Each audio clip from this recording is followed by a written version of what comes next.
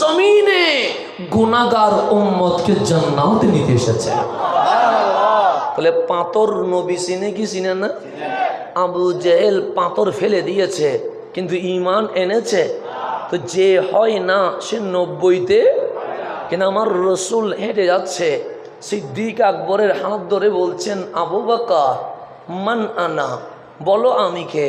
আবু বকর বলে, বাচ্চা কালেও আপনার সঙ্গী, কৈশোর কালেও আপনার সঙ্গী, যৌবন কালেও আপনার সঙ্গী, কিন্তু আপনি কে এটা আমি আবু বকর বলার মতো যোগ্যতা লাভ করতে পারি নাই। আমার রসুল বলছেন, লিমাজা, ছোটো কালেও দেখলা, কৈশোরেও দেখলা, যৌবনেও দেখলা, 40 পার করলাম এটাও দেখলা, বলতে পারো না কেন যে ইয়া রাসূলুল্লাহ? কোনো জিনিস একবার দেখলে আকর্ষণ একটু কমে যায়।